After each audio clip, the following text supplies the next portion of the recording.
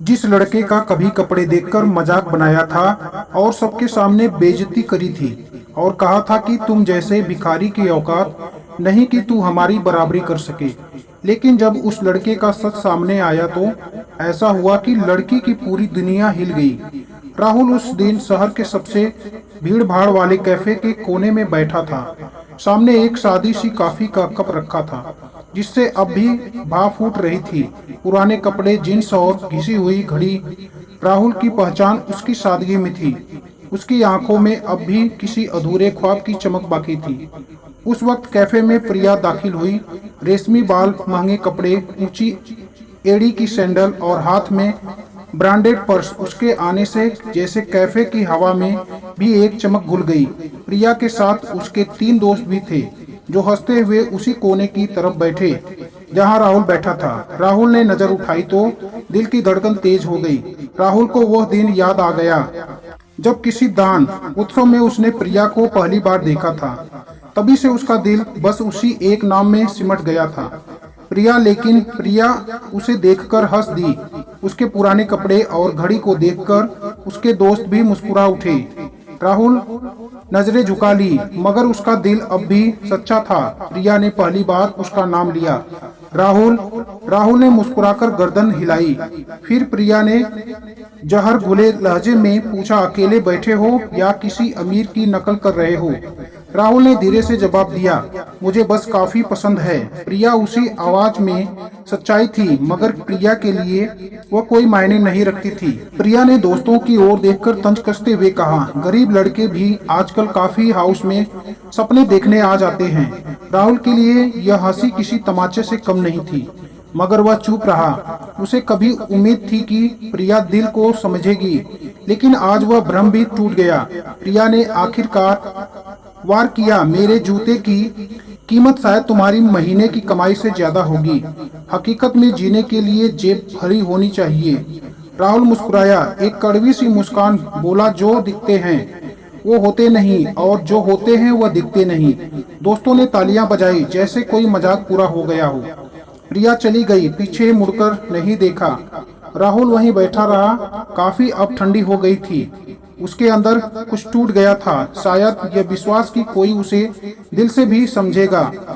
Bill चुकाया और cafe से बाहर निकल गया। बाहर की ठंडी हवा में भी उसके सीने में आग जल रही थी।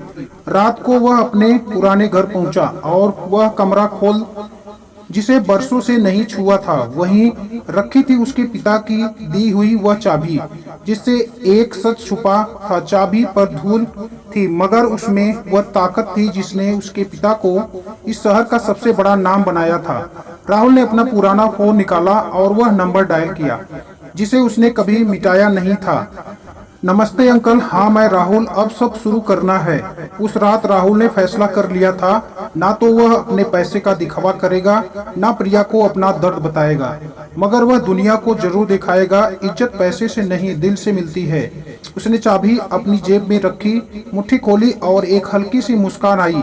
राहुल जानता था अब उसके पास खोने को कुछ नहीं बचा, क्योंकि जो दिल टूट चुका था वह फिर कभी हारता नहीं। उसी रात चुपचाप वह अपने बंद पड़े पुराने दफ्तर पहुंचा। बरसों से वह जगह खामोश थी, धूल जमी हुई थी। फाइलें और मेज पर पड़ी, नाम पर टिका Khanna and sons enterprises. Rahul ने अपने पिता की उस मेज पर हाथ रखा। अब उसकी उंगलियों में वह डर नहीं था जो कभी प्रिया के तानों से कांपती थी। अब उसमें एक आग थी, खुद की पहचान, खुद के दम पर बनाने की। उसने सबसे पहले पुराना कंप्यूटर ऑन किया, धीरे धीरे फाइलें निकाली और एक एक दस्तावेज को फिर से पढ़ना शुरू किया। फाइलों में उसके पिता की बनाई नींव बिखरी पड़ी थी, बस उन्हें जोड़ने वाला एक नया हाथ चाहिए था। अगले दिन उसके पिता के पुराने वकील को बुलाया। सफेद बालों वाला वह बुजुर्ग जैसे परिवार का हिस्सा था। तूने तो कहा था बेटा, तुझे यह सब नहीं चाहिए, अब क्या बदल गया? राहुल ने सिर्फ मुस्कुराकर जवाब दिया, लोगों को अब सिखाना है कि इज्जत पैसों से नहीं इरादों से मिलती है। वकील ने उसके चेहरे को गौर से देखा, उसमें उसके पिता की छाया नजर आई। फिर कुछ ही हफ्तों में पुरानी कंपनी के दस्तावेज ठीक हुए, नाम दोबारा पंजीकृत हुआ। लेकिन इस बार राहुल ने ठान लिया था, नाम वह छुपाएगा रखेगा। चेहरा सामने नहीं लाएगा।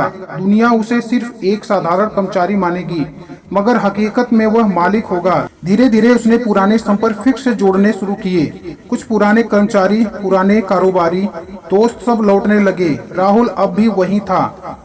महंगी कार, ना बड़ा ऑफिस, बस एक मेज, पुरानी डायरी और जुनून से जलता हुआ एक दिल।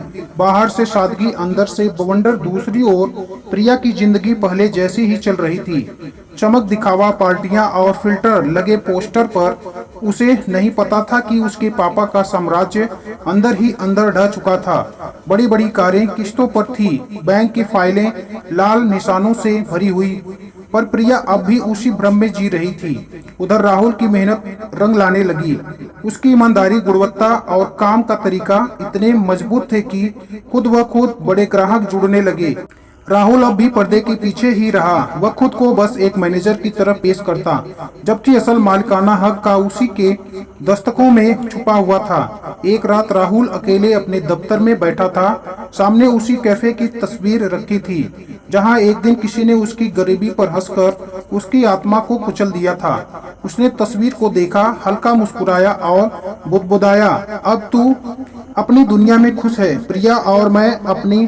पर वक्त बदलेगा, और वक्त वाकई बदलने लगा। प्रिया के पापा की कंपनी डूबने लगी, सौदे टूटे, निवेश भागने लगे। उन्होंने प्रिया को बताने की कोशिश की, लेकिन उसे अब भी लगता था पैसा तो आ ही जाएगा, मैं ऐड कर लूंगी, पार्टी में जाऊंगी, सब हो जाएगा। वो आज भी सपनों में थी। एक रात जब प्रिया घर लौटी, उसने पहली बार अपने पापा को कमरे में अकेला बुझा हुआ पाया।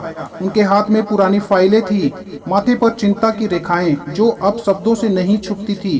पापा क्या हुआ? उन्होंने कोशिश की मुस्कुराने की। बस थोड़ी दिक्कत है बेटी। लेकिन सच्चाई आंखों में तैर रही थी। प्रिया अब भी हंस दी। वो पापा आप भी ना, मैं हूं ना, मैं सब संभाल लूंगी।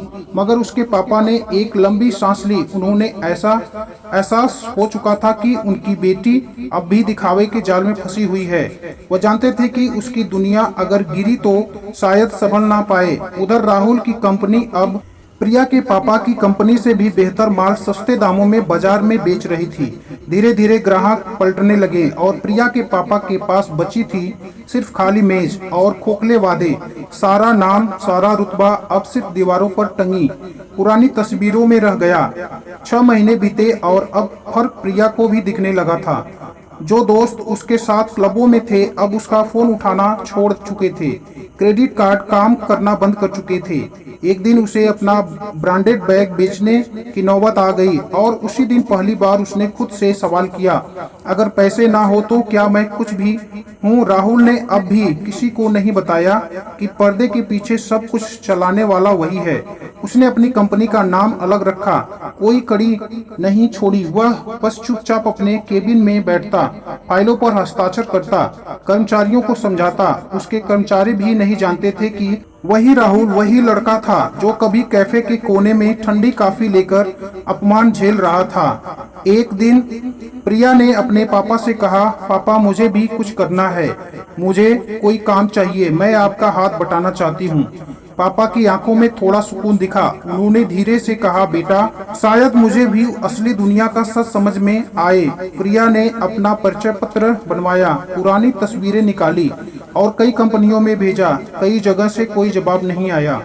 एक जगह से आया, खन्ना ग्रुप एंटरप्राइजेस, जिसका नाम उसने कभी सुना तक नहीं था। उसे लगा चलो कोई तो कंपनी है जो नौकरी के लिए बुला रही है। प्रिया ने मिलने का वक्त तय कर लिया। उसे क्या पता था कि यह कंपनी किसकी थी। राहुल ने खुद ही कर्मचारियों को कह दिया था, उसे आने दो, बस आने दो, बाकी मैं देख लूंगा। प्रिया ने उस दिन अपनी अलमारी खोली तो पहली बार उसे लगा कि उसके पास जितने ही महंगे ब्रांड वाले कपड़े थे अब वे सब उसके काम की जगह पर नहीं बचा सकते। उसने एक सादा सा औपचारिक पोशाक निकाला, हल्की स्लेटी रंग का कोट, अंदर सफेद कमीज और पहली बार अपने महंगे ऊंची एड़ी के जूते की जगह सादा काले जूते पहने। उसके बाल खुले रहने की आदत थी, लेकिन आज उसने उन्हें कसकर एक साफ सजी हुई चोटी में बांधा। उसने आईने में खुद को देखा। प्रिया ने पहली बार खुद को बिना दिखावे के देखा था। खन्ना समूह कार्यालय की इमारत के बाहर खड़ी प्रिया को वह सारे दिन याद आ रहे थे जब वह राहुल को देखकर हंसती थी। वह ठंडी काफी वह आसपास जब वह राहुल को देखकर हंसती थी, वह ठंडी काफी, वह अपमान, वह दोस्तों की तालियां। उसे नहीं पता था कि वही सब कुछ आज इसी इमारत में उसका इंतजार कर रहा है, एक ऐसे चेहरे में जो अब भी उतना ही सादा था, लेकिन अब उसके पीछे पूरी दुनिया झुक सकती थी। प्रिया ने स्वागत कक्ष में अपना नाम बताया। मानव संसाधन अधिकारी ने उसे बैठक कक्ष तक पहुंचाया। बड़ी कांच की दीवारें, चमकदार संगमरमर का फर्श। प्रिया के पापा के दफ्तर में कभी ऐसा अनुशासन और गरिमा नहीं दिखती थी। उसे एक पल के लिए डर सा लगा। क्या वह यहाँ खुद को साबित कर पाएगी? क्या वह सच में मेहनत कर पाएगी? बैठक कक्ष के अंदर राहुल पहले से मौजूद था। वही राहुल, बस अब वह जींस की जगह करीने से प्रेस की गई औपचारिक पतलून पहने था। सफेद कुर्ता, कमीज जैसी साफ शर्ट, कलाई में वही पुरानी घड़ी, लेकिन आज वह घड़ी किसी प्रतीक की तरह चमक रही थी। राहुल ने प्रिया को अंदर आते देखा। उसकी नजरें एक पल को भी नहीं हिली। प्रिया ने राहुल को देखते ही खुद को रोकने की बहुत कोशिश की, पर उसका दिल कांप उठा। वह राहुल को देखकर घबरा गई। उसने अपनी आंखों में पछतावा छुपाया, लेकिन राहुल सब कुछ समझ चुका था। नमस्ते प्रिया, राहुल ने धीमे और शांत स्वर में कहा। वही आवाज, वही ठहराव, बस अब शब्दों में कोई थरथराहट नहीं थी। प्रिया ने अपनी फाइल मेज पर रखी। नमस्ते राहुल, तुम यहाँ? राहुल ने हल्की मुस्कान के साथ। बैठो, घबराओ मत, यह कोई सार्वजनिक कैफे नहीं, यहाँ कोई तालियां नहीं बजेगी। प्रिया को जैसे किसी ने सच का आईना दिखा दिया। वह धीरे से बैठ गई। उसकी उंगलियां कांप रही थी। राहुल ने उसका परिचय पत्र देखा, फिर सीधे उसकी तरफ देखा। तुम्हें काम क्यों चाहिए प्रिया? राहुल का सवाल इतना सीधा था कि प्रिया के पास झूठ बोलने की कोई जगह नहीं बची। प्रिया ने नजरें झुका ली। मुझे काम करना है राहुल, मैंने बहुत कुछ खोया है, अब सब संभालना है। राहुल ने उसे एक पल देखा, वैसे ही जैसे सालों पहले उस कैफे में देखा था, लेकिन अब उसकी आंखों में मोह नहीं था। अब वह आत्मसम्मान की नमी थी जो वक्त के साथ सख्त हो गई थी। अब वह वही राहुल था, पर अब टूटने वाला नहीं, सिर्फ संवारने वाला। तुम्हें पता है प्रिया, राहुल ने शांत लहजे में कहा, जो इंसान कपड़ों और पैसों से दूसरों को परखता है, वह किसी टीम को भी अंदर से तोड़ सकता है। यहाँ लोगों के ओहदे नहीं, उनकी मेहनत मायने रखती है। प्रिया का चेहरा झुक गया, गालों पर गर्मी और आंखों में पछतावा तैरने लगा। माफ कर दो राहुल, उस दिन के लिए मैं समझ नहीं पाई थी। उसकी आवाज कांप रही थी, मगर राहुल ने बिना देर किए उसे रोक दिया। माफी नहीं चाहिए प्रिया, समझ चाहिए। यहाँ काम मिलेगा, पर वह राहुल नहीं मिलेगा जो कैफे के कोने में चुपचाप बैठा था। यहाँ दिखावा नहीं चलेगा, बस मेहनत और इंसानियत चलेगी। प्रिया के आंसू छलकने लगे। उसने कांपते हाथों से कलम उठाया और दस्तखत किए। राहुल ने फाइल को बंद किया, बिना कोई विजय मुस्कान के, जैसे कोई युद्ध नहीं जीता, बल्कि आत्मा को सुकून मिला। उसने नजरें उठाई नहीं, मगर चेहरा अब भी वैसे शांत था। बैठक खत्म हुई। प्रिया उठी। उसकी चाल में अब भी शालीनता थी, पर घमंड कहीं नहीं था। जब वह दरवाजे तक पहुंची तो एक पल को पीछे मुड़ी। उसकी आंखों में एक खामोश सवाल था, क्या तुम फिर से वैसे बन सकोगे जैसे तुम पहले थे? राहुल ने एक पल उसकी आंखों में देखा और फिर नजरें फेर ली। जवाब उसने शब्दों में नहीं, अपनी चुप्पी में दिया। जो बात कहनी थी वह कह चुका था, बिना ऊंची आवाज के, बिना बदले, सिर्फ अपने वजूद से। प्रिया के जाते ही राहुल ने अपनी कलाई से वही पुरानी घड़ी उतारी जिसे कभी उसने दुनिया से छिपा कर रखा था। आज वह घड़ी चमक रही थी, लेकिन अब उसे किसी को प्रभावित नहीं करना था। अब उसे बस खुद से खुद को साबित करना था। उसने सिर मेज पर टिका दिया, आंखें बंद की। उसकी यादों में अब भी कैफे की वह ठंडी कॉफी थी, वह अपमान की गुस्स, मगर अब उस सब पर एक गहरा सुकून था। वह जख्म अब भर चुका था और राहुल का दिल अब भी किसी जवान का मोहताज नहीं था। प्रिया जब कार्यालय से बाहर निकली तो लिफ्ट के शीशे में खुद को देखा। उसे वहां अब कोई रईस लड़की नहीं दिखी, बस एक सादा सी लड़की जो अपनी सबसे बड़ी गलती को आंखों से स्वीकार कर रही थी। राहुल ने उसे सजा नहीं दी, पर उसका घमंड ही उसकी सबसे बड़ी हार बन गया। राहुल ने अपनी फाइलें समेटी, कुर्सी पीछे खिसकाई और चुपचाप बाहर निकल गया। वही पुराने कपड़े, वही धीमी चाल, मगर अब उसके पीछे वह इज्जत थी जो पैसों से नहीं आत्मसम्मान से बनती है। वह अब भी अकेला था, मगर कभी इतना मजबूत नहीं था। कहानी यहीं खत्म नहीं होती। प्रिया अब उस दफ्तर में रोज आएगी, कुछ कहेगी नहीं पर सीखेगी जरूर। राहुल कभी अपना अतीत उजागर नहीं करेगा, लेकिन हर दिन, हर नजर, हर खामोशी उसके लिए एक नया सबक होगी। राहुल के लिए यही काफी था। उसने ना अपना अपमान का बदला लिया, ना प्यार का प्रदर्शन किया। उसने बस खामोश रहकर साबित कर दिया कि सबसे बड़ी जीत वह होती है जब तुम्हें बोलना नहीं पड़ता, लोग खुद ही समझ जाते हैं। दोस्तों, यदि कहानी अच्छी लगे तो हमारे चैनल को लाइक, सब्सक्राइब और अपने मित्रों के साथ जरूर शेयर करें।